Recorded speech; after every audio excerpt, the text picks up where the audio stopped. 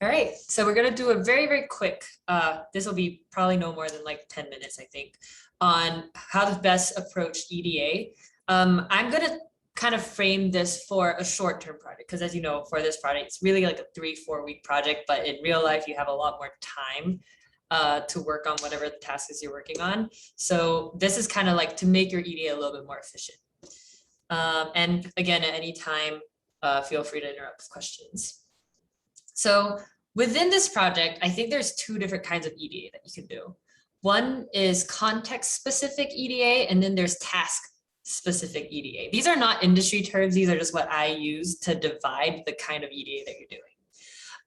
Let's start with task-specific EDA first. This is the kind of EDA that I've been trying to get y'all to focus on for classification project, for the regression project as well, where the EDA that you're doing will feed in very nicely to the modeling that you're trying to do or the task that you're trying to achieve. So for example, if you're doing regression and you're doing linear regression, for example, where you're trying to predict some sort of continuous variable using some, a group of X variables, it is important to explore the relationship between your X variables and how it relates to the different possible values of your Y. So most commonly when you're doing regression, you want to explore the linear relationships between all of your X variables and the Y that you're trying to predict. And very likely you'll see that the X variables that have a more clear, well-defined relationship with your Y variable end up being better predictors of your data. And same for classification. We talked about this whole idea of separability back in phase 3. And with separability, again, it's how classification is done, right? So in exploring how the distribution of your X variables lead to the different groupings of your Y variables, that very often comes hand in hand with like the feature importances that you see, or the magnitude of the coefficients that you get from logistic regression, things like that. So task-specific EDA is really in exploring the relationships within your data set that relate to the machine learning task that you're doing. This EDA, I will expect to see in your project, whether it is at the beginning as you're exploring your data before modeling or after modeling. That brings me to my next point here. Depending on the complexity of your data, where do you do this EDA? For those of you who are dealing with very wide form data or just very complex or just a lot of features where it doesn't make the most sense to explore every single one of your features at the very start. NLP is an example of this, by the way. So let's say it doesn't make sense to explore the separability of your data with all of your unique words. You might do this afterwards. You might do this after your modeling, after you figure out what the important features are. Other ways that you can do this, actually I should mention this here. You can actually lower the dimensionality of your data for exploring that. So for exploring overall relationships between X features and Y, you can lower dimensionality first. Using PCA or TSNE. So let's just say you're trying to do some sort of binary classification problem and you have like hundreds and hundreds of features. One thing you can do, lower the dimensionality and plot it on a scatter plot just to see how overall separable looks. Let me just pull up a quick example so y'all can see what I mean by that. This is like my phase 3 project, where our phase 3 used to include NLP. But what I did was I used PCA, lowered everything down to 2D, and you can sort of see that yes, there is some overlap, but there's some distinct areas where this is specifically red and those areas are specifically blue. So it's not always going to be, it's actually very rarely like you see one blob here, one blob here. But from something like this, you can see, all right, there is some semblance of separability within my data. So this is in 2D. I basically fit transformed my data from, I think this is like 5,000 unique words down to 2 dimensions. And I can also do the same thing with 3D. You can sort of see that comes up. So that's one way that you can explore the separability of data. You can also do the same thing for regression. If you're plotting maybe a 3D graph with 2 PCA down to 2 and your target variable, or you could also have your target variable being represented as maybe like the color of your data points, if that makes sense. like in the example that we had with the decision trees, like over here. Let me see if I can find that specific scatter plot. So if you remember this scatter plot over here, we have just two features, and then we have this regression data on the salary of baseball players, where you have the dots representing the color of the dots representing the level of salary. You can sort of see that there is some general pattern.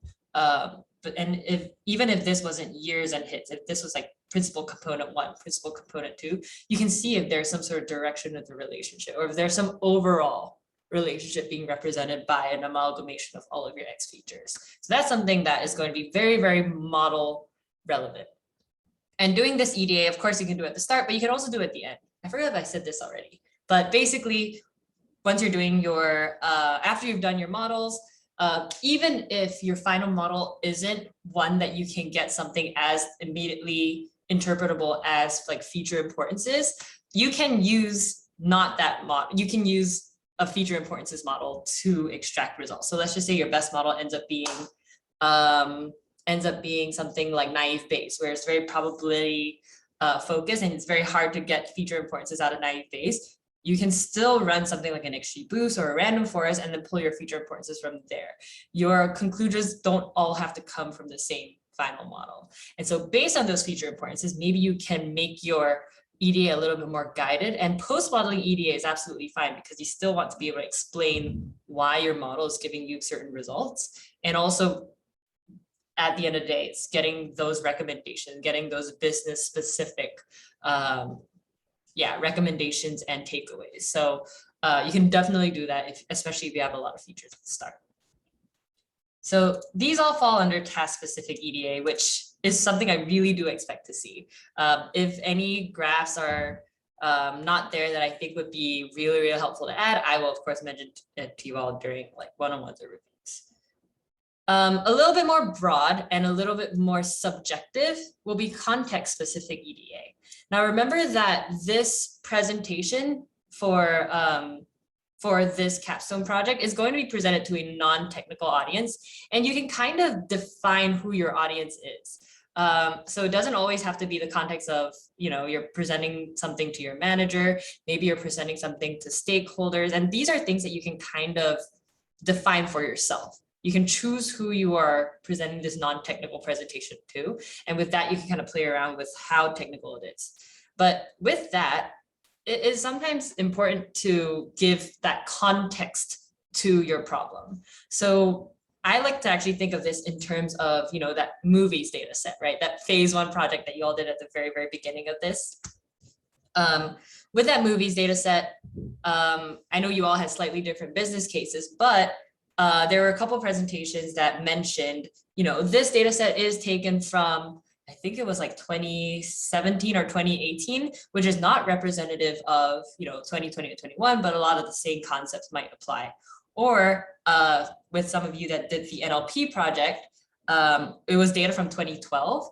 You can also like time machine yourself back to 2012 and just explain that, this is a 2012 analysis, not a 2021 analysis. So having that context specific EDA, you have to think about the background knowledge. What do you expect your audience to know? What information will your audience need to know to contextualize your recommendations? So these EDA graphs are going to be a lot more, typically more overarching, a lot more high level, a lot more conceptual. How many data points do you have? When was this data collected? Where was this data collected from? And then also, what overall information will be relevant to the task at hand. Not necessarily getting into the whole concepts of separability or linearity yet, but might lead into it as well.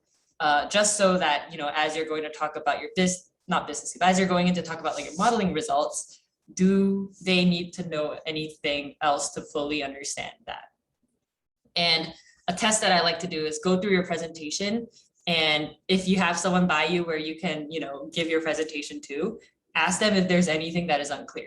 Like, do you understand what I'm talking about at slide 5 without any additional information, slides 1 to 4? That's actually a really good litmus test to see whether you need to provide any additional information or not. But yeah, I just wanted to do this really quick spiel on EDA, just so I guess it's a little bit more streamlined, because a lot of times I've seen capstone projects where students are just, making a graph for every single column, but not every column is important. And, it takes up space on your notebook, takes up space. I don't know, it takes a long time to run sometimes as well. So yeah, streamline your EDA a little bit more with this. And again, happy to help with any of this information. But regarding that, anyone have any questions? I know this is kind of like, it's like deceivingly basic what I'm sharing, I think, but yeah, any thoughts on that before I stop the recording? Go once, go twice. All right.